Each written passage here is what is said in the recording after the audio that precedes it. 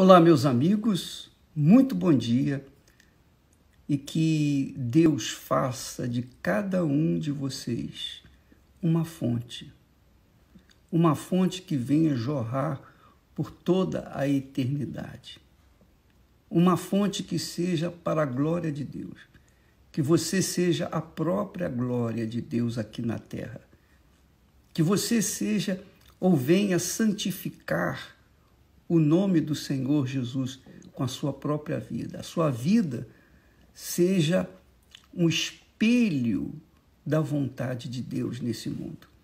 Agora, é claro, há muitas dificuldades, muitos problemas, muitas tentações, muitas coisas que a gente faz e que não deveria fazer, que é o que desagrada a Deus. No Salmo 37, eu queria que você abrisse a sua Bíblia aí. Se você tem a Bíblia ACF, a Bíblia comentada por nós, essa Bíblia, ela dá uma dica dos versículos mais importantes para todos meditarmos. Veja só, por exemplo, nesse texto que diz assim, olha só, Salmo 37, no versículo 1 diz assim: não te indignes por causa dos malfeitores, nem tenhas inveja dos que praticam a iniquidade, porque cedo serão ceifados como a erva e murcharão como a verdura. Normalmente as pessoas, quando leem esse primeiro texto, vão em seguida porque eu vou em frente, quero alguma coisa mais dinâmica para a minha vida. Mas você veja que esse salmo profético é uma profecia. É uma profecia. É uma profecia bíblica. É uma profecia que o rei Davi pronunciou orientado pelo Espírito Santo. Os salmos são orações, cânticos, reclamações, lamentações de pessoas que foram inspiradas pelo Espírito Santo para escreverem, para mostrarem ao mundo do que acontece com os malfeitores e do que acontece com os benfeitores. Aí ele diz assim: não te indignes por causa dos malfeitores, os ladrões, os corruptos e os que corrompem, aqueles que adulteram, aqueles que vivem uma vida promíscua, aqueles que se enriquecem de forma ilícita. Então, nós temos aí um conselho de Deus para todos os que têm juízo, para todos que têm juízo. Porque quem tem juízo obedece. É o que diz o ditado popular. Quem manda, pode, e quem tem juízo, obedece. Então, quem está mandando é o próprio Deus, o Senhor, o único Senhor. Não te indignes por causa dos malfeitores, nem tenhas inveja dos que praticam a iniquidade, porque cedo serão ceifados como a erva e murcharão como a verdura. Quer dizer, cedo, a morte vai vir e eles serão ceifados. E tudo que eles têm vai ficar por aí. Porém, a alma deles, a alma dos malfeitores, estarão condenadas por toda a eternidade. Condenadas ao lago de fogo e enxofre, onde haverá choro e ranger de dentes, conforme diz o Senhor Jesus. Nesse lugar, chamado lago de fogo e enxofre, vão estar o inferno, Satanás, a besta, vai estar o falso profeta, vão estar todos os demônios, a morte. Então, tudo que é podre, tudo que é ruim, tudo que é injusto, tudo que é pecaminoso vai ser jogado nesse lago de fogo. E isso, para Deus, vai acontecer em breve. Para nós, é uma eternidade, né? Parece que é uma eternidade, mas não, é rapidinho. Aguarde, porque nós já estamos vendo acontecer o julgamento dos malfeitores. Não te indignes por causa dos malfeitores, nem tenhas inveja dos que praticam a iniquidade, porque cedo serão ceifados como a erva e murcharão como a verdura. Aí ele diz assim, confia no Senhor. Quer dizer, veja só o texto, por favor, preste atenção comigo. Confia no Senhor e faz o bem. Então, essa é a postura daqueles que são servos de Deus, aqueles que servem a Deus com as suas vidas, com o seu caráter, aqueles que servem a Deus com a sua vida separada daqueles que vivem uma vida pecaminosa.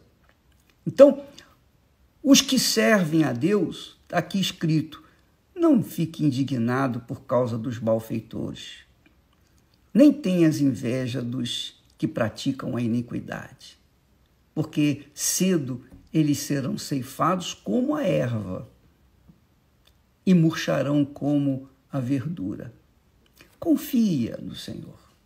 Confia no Senhor e faz o bem. Continue fazendo o bem. Continue confiando em Deus e fazendo o que é bom, o que é bem, o que é o bem. Porque habitarás na terra e verdadeiramente serás alimentado. Olha só, ao invés de ficar indignado olhando para os outros, ao invés de ficar olhando a vida alheia, olhe para si mesmo. Olhe para si mesmo, meu caro amigo. Não fique observando os outros, porque se você ficar observando a vida dos outros, que fazem um aparente sucesso neste mundo e vivem uma vida completamente desregrada, pecaminosa, essas pessoas vão cair, vão desabar, vão ser ceifadas. Então ele diz assim, confia no Senhor, olhe para si, olhe para o seu próprio umbigo, confie no Senhor, quer dizer, confia, entrega a sua vida. Diz assim, confia no Senhor e faz o bem, e então habitarás seguro na terra, e verdadeiramente serás alimentado. E aí vem o texto que todo mundo gosta desse texto aqui, versículo 4. Deleita-te também no Senhor, quer dizer, agrada-te do Senhor, e Ele te concederá os desejos do teu coração. Entrega o teu caminho ao Senhor, confia nele, e Ele o mais fará. E nós temos aqui, nesse texto, nós temos um comentário que diz o seguinte, deixa-me ler para vocês. O segredo da felicidade em 3 verbos: deleitar, entregar e confiar. Todos querem que o Todo-Poderoso satisfaça aos seus anseios, mas ignoram que o caminho para isso, primeiramente, é abrir mão da própria vontade para fazer a vontade do Altíssimo. Esse que é o problema. É isso que é difícil. A pessoa abrir mão da sua vontade para fazer a vontade de Deus. E essa é a realidade. Para você dizer que crê em Deus, não basta você dizer, eu creio, eu acredito em Deus. Isso não é suficiente. Porque até os demônios creem, diz o texto sagrado. Mas o que faz a diferença é quando você pratica aquilo que você crê. Pratica, você obedece, você deixa os seus projetos pessoais, a sua vontade pessoal em segundo plano e passa a obedecer, a priorizar a vontade de Deus. Então, quando a pessoa renuncia a si mesmo, renuncia à sua vontade em prol do querer fazer a vontade de Deus, então Deus, como primeiro na sua vida, vai também priorizá-la, vai também abençoá-la, vai recompensá-la. Não com tudo que Deus tem. O melhor está por vir quando estivermos face a face com Ele. Mas aqui na terra Ele supre a necessidade. Ele sustenta aqueles que são justos. Ele alimenta aqueles que são justos. Aqueles que vivem uma vida simples, mas vivem uma vida de paz com a sua própria consciência. Uma vida de paz com a sua própria consciência e, obviamente, com Deus, porque a nossa consciência é a balança. É a balança que faz-nos ver, pesar o nosso espírito, a nossa vida no relacionamento com Deus. Então, minha amiga, meu amigo, você que está vivendo, nós que estamos vivendo essa quarentena, e está uma balbúrdia danada nesse mundo, não é? Ninguém se entende, os cientistas não se entendem, os políticos não se entendem, o povo não se entende, ninguém se entende. Então, quem é sábio procura ouvir e obedecer a palavra de Deus. Então, você não deve ficar com inveja daquele político que reinou, que roubou rios de dinheiro. Olha aí a situação do Brasil. Se aquele dinheiro fosse posto em hospitais, na época desses políticos que reinaram há tempos atrás, nós não estaríamos nessa situação.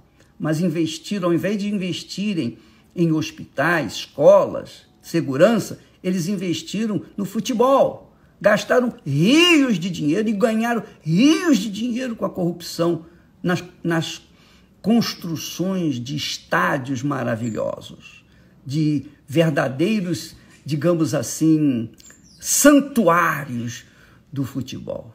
Olha aí o que deu. Os santuários estão servindo agora como hospitais, né, de campanha.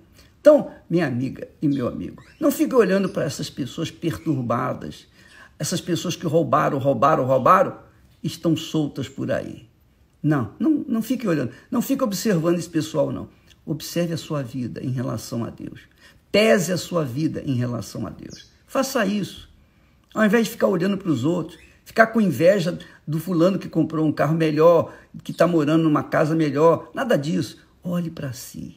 Olhe você e Deus. Você em relação a Deus.